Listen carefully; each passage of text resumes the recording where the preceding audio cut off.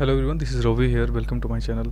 देखिए, आज हम 30 मई 2022 की जो एक्सप्लेन पेज है उसके ऊपर एक बहुत ही इंटरेस्टिंग आर्टिकल आई थी। सोचा पहले तो मुझे लगा मेरे को इस पे वीडियो बनाना नहीं चाहिए, पर जब मैं इस चीज़ के साथ जा रहा था, पढ़ रहा था, तो मुझे ऐसा लगा इसमें बहुत सारी ऐसी चीज़ें हैं जो आपको पूरे गवर्नमेंट की जो बेसिकली करेंट अफेयर से रिलेटेड जो इंपॉर्टेंट टॉपिक्स हैं ना, वो खुद ब खुद सामने उठ के आ जाएंगे। बेसिकली इस एक्सप्लेन पेज में क्या बताया गया, तो मोदी गवर्नमेंट जो एनडीए लेड गवर्नमेंट जो है उसमें उसके 8 साल पूरे हो गए आज।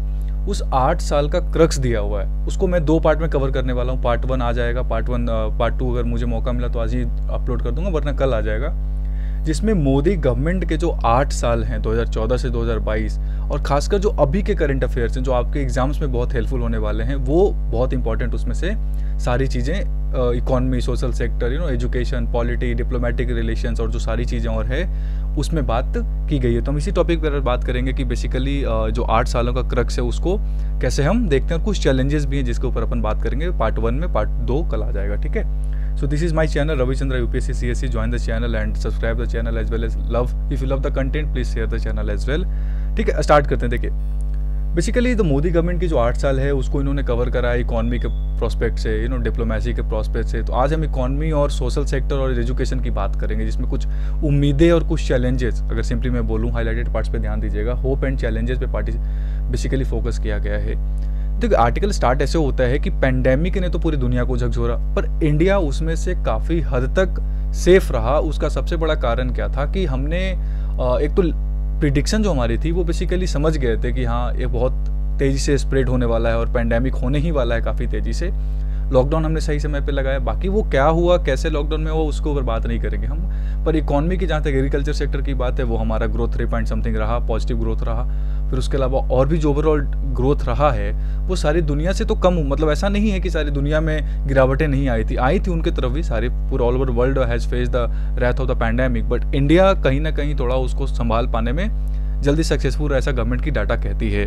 इसमें कहता है कि फाइनेंशियल ईयर जो अभी हमारा चल रहा है 2022-23, बहुत बड़ा बूस्ट होने वाला है इंडिया के लिए, क्योंकि इसमें इंडिया, चाइना और जो सारी और कंट्रीज़ हैं वो मिलकर, और बहुत सारी कंट्रीज़ और भी जो इस समय ग्रोइंग इमर्जिंग कंट्रीज़ हैं, अगर हम बात करें, उनके बीच में एक तरीके का जो चैलेंज है, एक तरीके का जो कंपटीशन है ना, वो कहीं ना कहीं इंडिया को हेल्प करने वाला है, because of the kind of demographic dividend that we have, the kind of support that we are getting, और जो भी चीज़ें हमारे देश में है उससे हमें ऐसा है कि ऐसा मानना है कि हम इस फाइनेंशियल ईयर में अच्छा ग्रोथ करेंगे। अगर हम ध्यान दें कि पिछले 2 सालों की अगर बात करें, जो 2020-21 और 21-22 का जो हमारा रहा है पीरियड, उसमें इंडिया ने कुछ इंपॉर्टेंट स्टेप्स लिए इकोनॉमी में। डोमेस्टिक इकोनॉमी के स्टेप्स की अगर हम बात करें तो जीएसटी का इम्प्लीमेंटेशन बहुत अच्छे तरीके से करने के ऊपर फोकस की जा रही है, पर अभी भी कई सारे ऐसे इशूज़ हैं जिसपे हम नहीं कर पाए हैं। उसका एक और कारण ये रहा है कि प्रॉब्लम क्या रहा है कि जो स्टेट और सेंटर के बीच का जो कोऑर्डिनेशन है वो कहीं ना कहीं मिसमैच कर रहा है। जो शेयरिंग को लेके मिसमैचेज आ रहे हैं वो एक बहुत बड़ा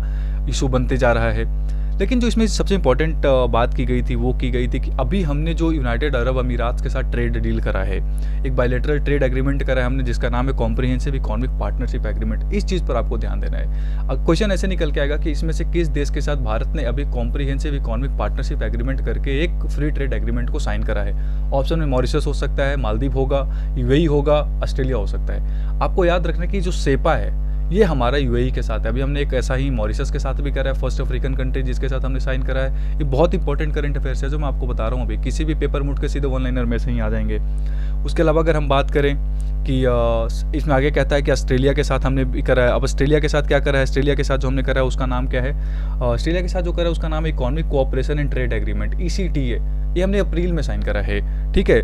और हमने अगर यूएई के साथ पूछे कब साइन करा तो फरवरी में साइन करा है, और अभी इम्प्लीमेंट हुआ है, मतलब मई में जाकर ये इम्प्लीमेंट हुआ है, ठीक है। और अभी हमारे यूरोपियन यूनियन के साथ भी बात चल रही है फ्री ट्रेड एग्रीमेंट का, जो काफ़ी बीटा जिसको हम लोग बोलते हैं, बहुत पुराने समय से चल रहा है, 2007-8 से एग्रीमेंट चल रही है। कंटिन्यू ट्रेड एग्रीमेंट के ऊपर बात हो रहा है पर हो नहीं पा रहा है। उसका सबसे बड़ा कारण है सर्विसेज सेक्टर पे हम ज़्यादा फोकस करते हैं, और हमें अगर सर्विसेज सेक्टर में लेवरेज नहीं दिया जाएगा तो हमारे लिए वो बेनिफिशियल नहीं रहेगा। यूनाइटेड किंगडम के साथ वैसे ब्रेग्जिट के बाद यूनाइटेड किंगडम को भी पता है कि आने वाले समय में हमारे देश के लिए सबसे बड़ा कोई कंट्री है जहाँ से हम इकोनॉमिक ट्रेड एग्रीमेंट्स कर सकते हैं, वो है भारत। तो वही भारत के साथ लगे हुए हैं कि एक तरीके का ट्रेड एग्रीमेंट सेटल हो जाए। अभी हमारे बोरिस जॉनसन इंडिया आए, तो अब ये सब क्वेश्चंस आपको याद होना चाहिए। बोरिस जॉनसन इंडिया आए थे, जो यूरोपियन यूनियन की जो प्रेसिडेंट हैं वेंडल करके कुछ उनका नाम है, वो भी अभी आए थे।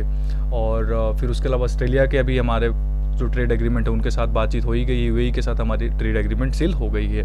तो ये 4 चीज़ें आपको इंपॉर्टेंट है। उसके अलावा यूपीआई प्लेटफॉर्म काफ़ी तेज़ी से हमारा प्रोग्रेस कर रहा है, हम काफ़ी ज़्यादा उस पर फोकस कर रहे हैं, ऐसा गवर्नमेंट का डेटा कहता है। और नेपाल एक पहला कंट्री बना है, इंटरनेशनल कंट्री, जिसने यूपीआई प्लेटफॉर्म को अपने कंट्री में डिजिटल पेमेंट के लिए लॉन्च कर दिया है। ये भी करंट अफेयर्स आपको पता होना चाहिए।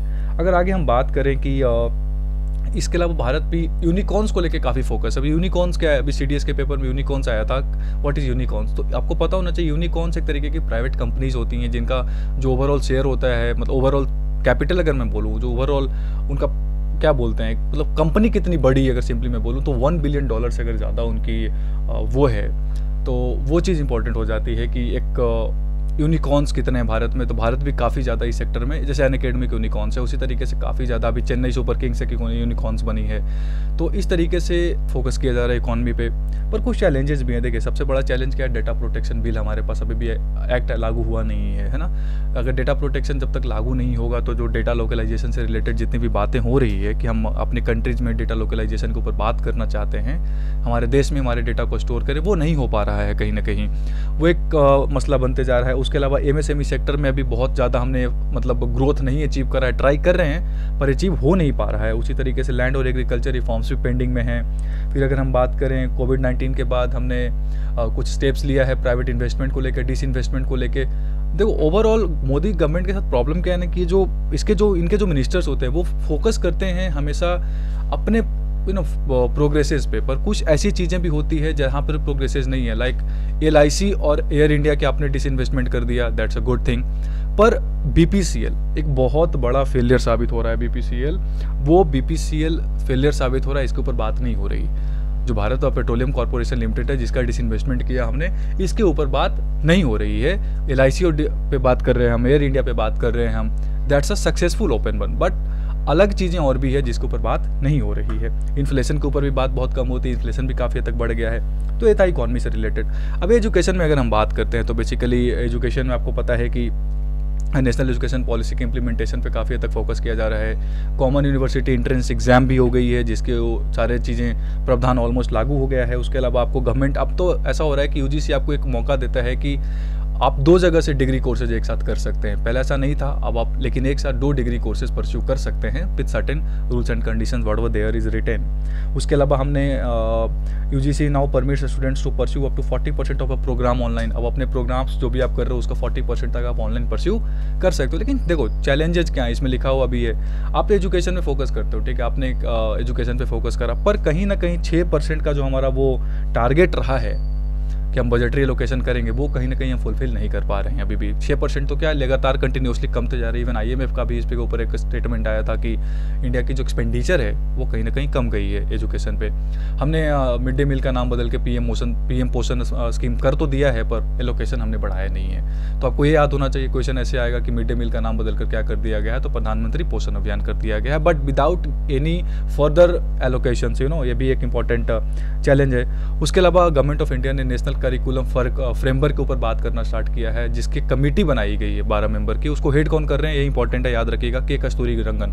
ये वही के कस्तूरी रंगन है जिन्होंने नेशनल एजुकेशन पॉलिसी का जो पूरा सिस्टम था उसको हेड करे थे। उसके ऊपर इनका पूरा का पूरा रिपोर्ट आया था और NEP लागू हुआ था। तो नेशनल करिकुलम फ्रेमवर्क के ऊपर भी जो कमेटी बनी है उसको भी हेड कौन कर रहे हैं, के कस्तूरी रंगन ही हेड कर रहे हैं, ये आपको पता होना चाहिए। इवन हायर एजुकेशन के ऊपर भी हम जल्दी बातचीत करने वाले हैं। ये हुआ। अगर हम बात करते हैं, देखिए आगे चल के नेशनल रिसर्च फाउंडेशन की हमने 2019 में अनाउंसमेंट कर तो दिया था, पर अभी भी हम उस चीज़ को फोकस नहीं कर पा रहे हैं। चैलेंजेज है। इंस्टीट्यूट ऑफ प्रोमिनेंस की हम बात कर रहे थे, 40 इंस्टीट्यूट ऑफ प्रोमिनेंस बनाएंगे, इमिनेंस बनाएंगे, पर अभी भी उसका सेटअप किया नहीं गया है। आपको पता होगा कि इंस्टीट्यूट ऑफ एमिनेंस के क्या ऊपर बातचीत की गई थी, 2 साल पहले काफ़ी ज़्यादा न्यूज़ में था कंटिन्यूसली, पर ये कहीं ना कहीं लॉकडाउन के बीच में ये चीज़ें भी रुक गई थी।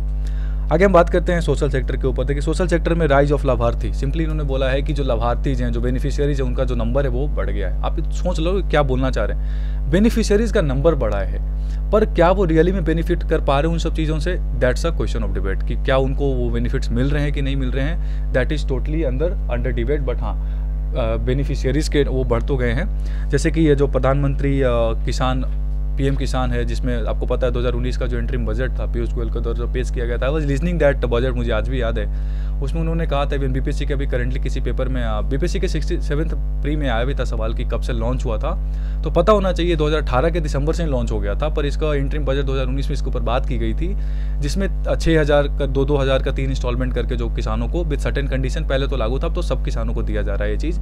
इसके ऊपर भी बात की गई थी। लगभग 1 करोड़ बेनिफिशियरीज थे जो बढ़कर 10 करोड़ बेनिफिशियरीज हो गए हैं। उसके अलावा जैम जन आधार जो आपका मोबिलिटी बेस्ड सिस्टम है, जैम मोबाइल जिसको बोलते हैं, जन आधार मोबाइल प्लेटफॉर्म, उसके ऊपर भी उसके कवरेज को एक्सपेंड किया गया है। उसके अलावा अगर हम बात करें जो आपका प्रधानमंत्री गरीब कल्याण अन्न योजना है जो लॉकडाउन में स्टार्ट की गई थी, जिसमें 80 करोड़ जो पीपल हैं उनको फूड ग्रेन्स देने की बात की गई थी, जो मोदी 2.0 का सबसे बड़ा स्कीम माना जाता है, जिसकी इम्प्लीमेंटेशन भी काफ़ी अच्छी लेवल पे हुई है। फूड ग्रेन्स उनको दिया जा रहा है। आप ये सब चीज़ों को ना समझना है कि सब करंट अफेयर्स कितना इंपॉर्टेंट है। फिर प्रधानमंत्री उज्ज्वला योजना जिसमें आपको भी पता है गैसेस दिया जाएगा, फिर प्रधानमंत्री उजाला योजना जिसमें LED बल्ब्स दिए जाएंगे। सो बेसिकली ये जो सारी की सारी चीज़ें हैं कहीं ना कहीं मोदी गवर्नमेंट के 8 साल के सक्सेस को बताता है, ऐसा एक्सप्लेन पेज का कहना है। अगर हम आगे बात करते आगे कहता है कि 1 नेशन 1 राशन कार्ड की इंप्लीमेंटेशन ऑल ओवर इंडिया में काफ़ी हद तक काफ़ी तेज़ी से प्रोग्रेस कर रहा है, जिसमें लगभग लास्ट ईयर तक मुझे याद है 34 से 35 स्टेट्स ऐसे थे। अब सब ऑलमोस्ट सारे स्टेट्स, कुछ नॉन बीजेपी स्टेट्स भी थे, पर उन्होंने सारे ने 1 नेशन 1 राशन कार्ड का इंप्लीमेंटेशन कर दिया। 1 नेशन 1 राशन कार्ड क्या है? आप एक जगह पे आप रहते हो, अभी माइग्रेट कर जाते हो तो आप दूसरे स्टेट में उस राशन का बेनिफिट उठा नहीं पाते हो, पर अब कैसा होगा, वो लिंक कर दिया जाएगा आपके आधार कार्ड से, वो सारी चीज़ों को मर्ज कर दिया जाएगा। अगर कोई मान लो ऐसा राजस्थान या बिहार से उठकर महाराष्ट्र में जॉब करता है, कोई माइग्रेट करता है और वहाँ पे अगर वो उस राशन का बेनिफिट उठाना चाहता है तो वहाँ पे वो सेम राशन कार्ड से बेनिफिट उठा सकता है। ये पूरी की पूरी 1 नेशन 1 राशन कार्ड का बात है। इसके अलावा कहता है कि जल जीवन मिशन, आपको भी पता है 2024 तक हम रूरल हाउस होल्ड में वाटर कनेक्शन देने की बात करते हैं, टैप वाटर कनेक्शन की बात करते हैं हाउस होल्ड्स को। ये one of the most important scheme I feel कि जो है अगर इसका इम्प्लीमेंटेशन अच्छे लेवल पे हो जाएगा तो अच्छा पानी पीने को मिलेगा गाँव में। हेल्थ सैनिटेशन जो हमारा SDG है, सस्टेनेबल डेवलपमेंट गोल्स, उस पर भी काफ़ी हद तक इसका इम्पैक्ट पड़ेगा। ठीक है, so this was all about governments 3 sector जिसके ऊपर बात करा। पार्ट 1 में मैं पार्ट 2 में बात करूंगा और 2-3 सेक्टर्स पे जो आज शाम तक या कल आपके सामने अपलोड कर दिया जाएगा, जिसमें देखिए आप लिंक्स देखिए, India UAE free trade pact है, इन सब के लिंक्स मैं अपने डिस्क्रिप्शन बॉक्स में डाल देता हूँ, कमेंट में भी डाल दूंगा, आप वहाँ से देख लेना। India Australia trade agreement, education ministry ने न्यू करिकुलम फ्रेमवर्क लॉन्च करा है। So this was all about the video explain page part 1। So join my channel basically BPSC Farewell, where you will be getting updates related to BPSC and other exams, and please like and subscribe the channel. Thank you.